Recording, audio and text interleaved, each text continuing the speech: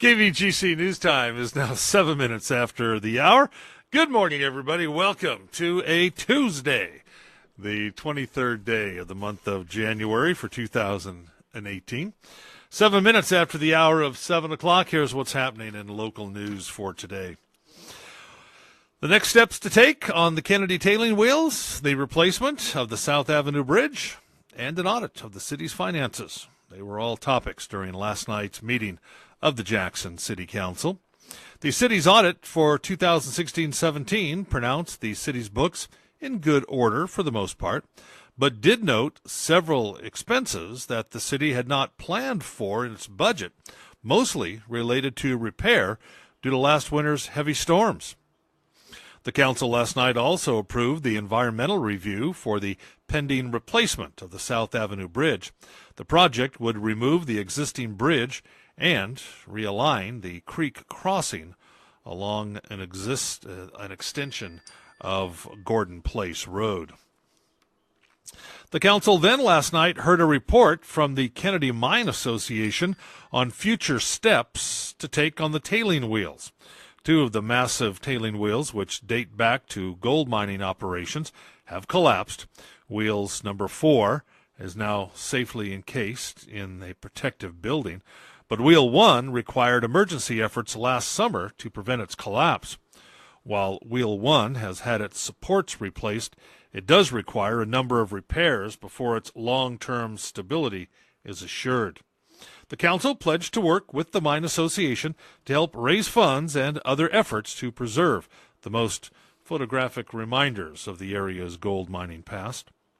Vice Mayor Robert Stimson was appointed to serve as a liaison in the efforts with the Kennedy mine. A preliminary hearing for Vona Hughes, the Angels Camp woman accused of animal cruelty, was rescheduled Monday morning to March 5th due to a scheduling conflict with the woman's attorney.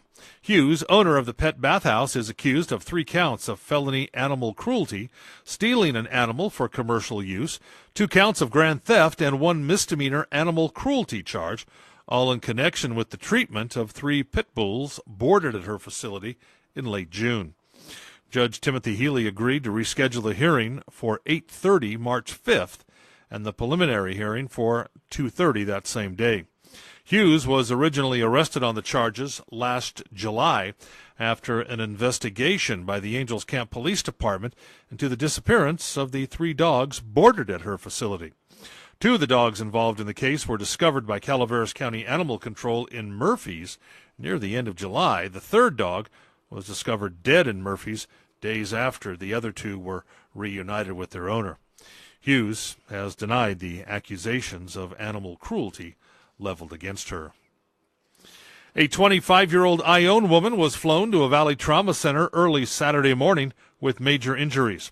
According to the San Andreas CHP, around 4:45 in the morning, Brandy Standard was traveling eastbound on Winton Road just east of Bummerville Road when she made an unsafe turning movement and allowed her vehicle to travel off the roadway and onto the south shoulder of Winton Road.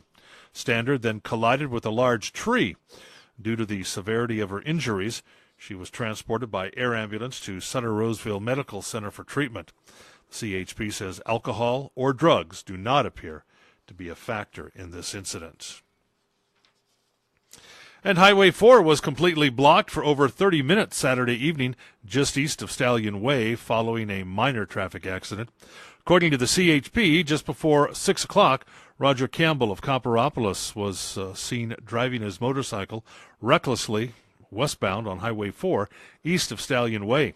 Campbell was passing over other vehicles over the solid double yellow lines as Fred Ibarra, also from Copperopolis, approached traveling eastbound.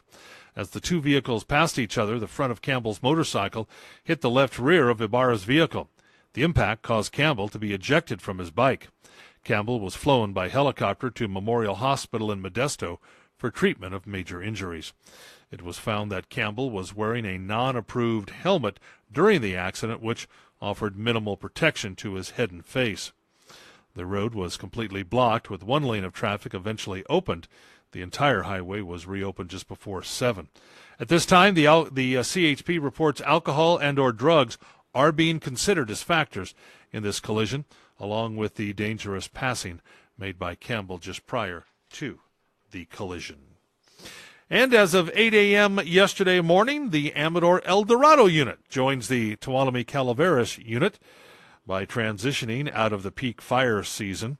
Now, we mentioned yesterday that the Tuolumne Calaveras unit has transitioned, and we got a call from our good buddy Rob Withrow with the Amador El Dorado unit and said they too had transitioned. So now residents of Amador, El Dorado, Calaveras, and Tuolumne, along with the eastern portions of San Joaquin and Stanislaus counties in the state responsibility areas, can now light up burn piles without a CAL FIRE burn permit. However, it still needs to be a permissive burn day in your county. And a quick reminder, Congressman Tom McClintock scheduled today for a gathering from noon to 1 at Dickey's Barbecue has canceled. So the appearance by Congressman McClintock has been canceled for today. No word if the congressman will reschedule it. Had to do with the voting on the shutdown and so forth. So that's why McClintock had to cancel. Well, that's a look at local news on a Gold Country Tuesday morning, the 23rd date of January. From the KVGC News Center, I'm Jim Geedy reporting.